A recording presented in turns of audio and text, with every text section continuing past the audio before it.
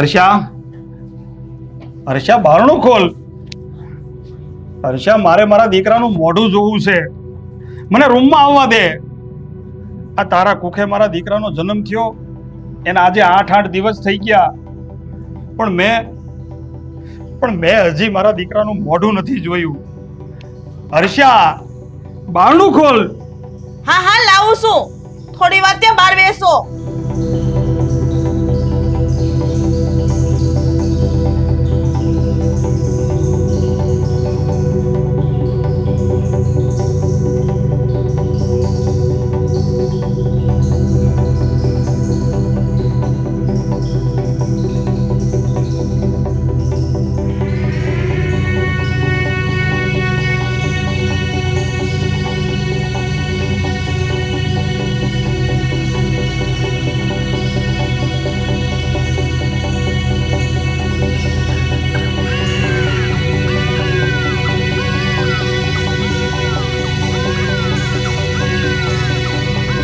આલ્યો તમારા દીકરાને અને જોઈ લો આનું મોઢું છેલ્લી વાર. છેલ્લી વાર? છેલ્લી વાર એટલે તું કહેવા હું માંગશો? ગિરીશ, તમને ખબર છે જ્યારે આપણા લગ્ન થયા ત્યારે તમે મને એક વચન આપ્યું હતું કે આ ઘરમાં હું પરણીને આવું ને ત્યારે હું જેમ કરું ને એમ તમારે મને કરવા દેવાનું, તમારે મને કાંઈ નહીં બોલવાનું.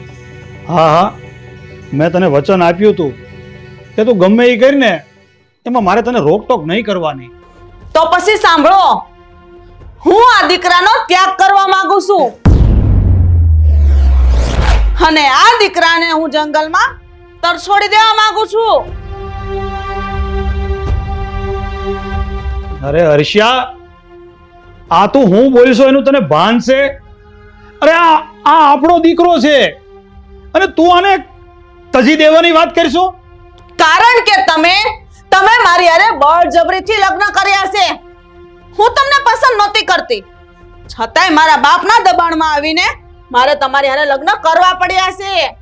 બસ હું એ જ વાતનો બદલો લેવા માંગુ છું. નહીં હર્ષા, હું તને આવું પગલું નહીં ભરવા દઉં. હું કોઈ કાળે મારા દીકરાને તને નહીં સોંપું. તમે ભૂલો છો, તમારે ને મારી વચ્ચે એક શરત થઈ હતી તો જો તમે મને રોકશો ને તો હું આ ઘર છોડીને ચાલી જઈશ. માટે મારો દીકરો મને સોંપી દ્યો.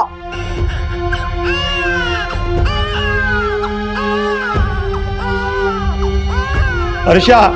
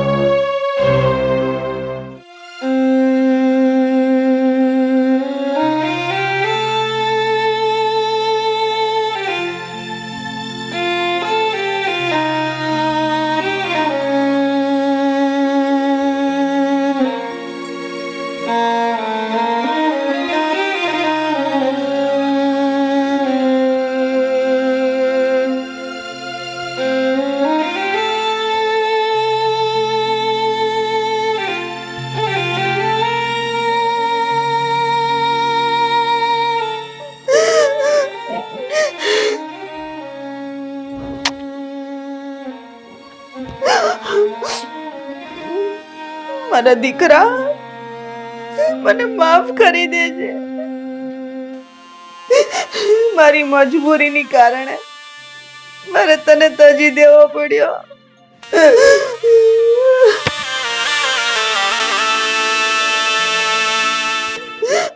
મારા દીકરા, તને છોડી દેતા મારા હાથ કાપતા હતા, મારો જીવ બળતો હતો, પણ હું શું કરું?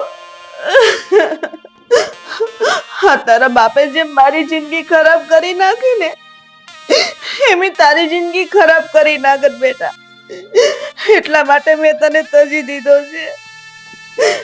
મારા દીકરા, આજે મેં તને ભગવાનના ભરોસે મૂકી દીધો છે. ખબર નહીં હવે તું મને પાછો મળીશ કે નહીં.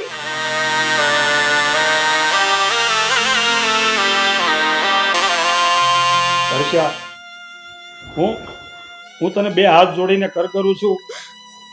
મારો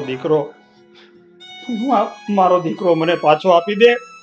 બદલામાં તું જે કહે એ હું કરવા તૈયાર છું. ગિરીશ, મારો બાપ પણ તમારી સામે આવી જ રીતના કળગળતો હતો, પણ તમે એના પર દયા નથી ખાધી અને 2 લાખ રૂપિયા તમારે મારા બાપ પાસેથી લેવાના હતા. બસ, અને તમે એની સામે મારો હાથ માંગી લીધો. તો હું શું કરું હર્ષા? હું એક પગે અપંગ છું. આના કારણે મને કોઈ છોકરી જ નહોતું આપતું અને મેં તકનો લાભ લઈને તારા બાપ પાસેથી રૂપિયાના બદલામાં તારી માંગણી કરી લીધી. તમે તમારો સ્વાર્થ જોયો, મારું ભવિષ્યનું ન વિચાર્યું, અને તમે એમય ન વિચાર્યું કે હું તમારી સાથે ખુશ રહીશ કે નહીં.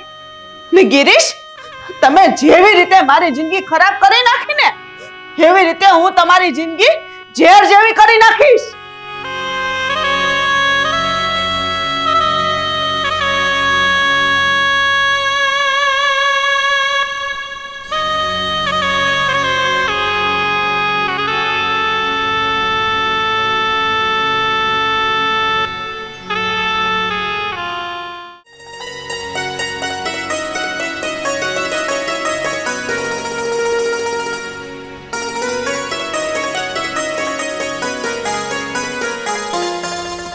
બેટા,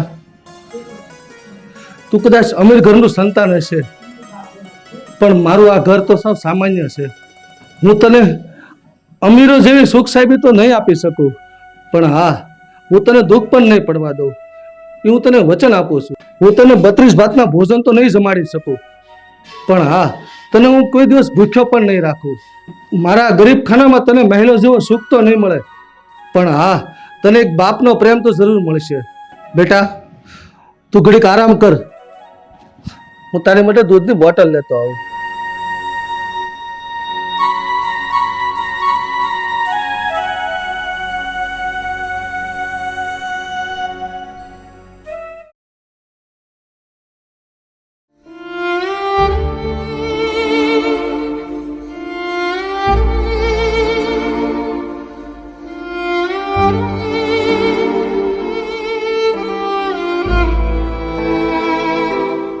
બેટા, તને મેં સુમસાન જગ્યાએ છોડ્યો હતો ને આજ 20 વર્ષ પૂરા થઈ ગયા છે.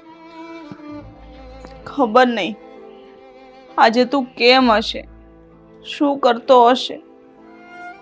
તારી મને બહુ યાદ આવે બેટા. ખબર નહીં આજે તું આ દુનિયામાં જીવતો હશો કે નહીં, અને જો તું જીવતો હશ તો બહુ મોટો થઈ ગયો હશો ને. મને માફ કરજે, ત્યારે મેં તને મજબૂરીના કારણે છોડ્યો હતો, પણ જો તને યાદ કરું ને તો અત્યારે પણ મારું હૃદય રોવા મળે છે. તો આજ પણ તને યાદ કરીને મારું હૈયું રડી પડે છે બેટા, રડી પડે છે બેટા. તારી બહુ યાદ આવે છે. ખોટું બોલે છે તું. તારા દીકરાને તરછોડ્યાનો તને કોઈ અફસોસ નથી. અરે જરાય દુઃખ નથી તારા મનમાં. એવો 20 વર્ષમાં એકે દિવસ નથી જે હું મારા દીકરાને યાદ કરીને રડી ન હોય.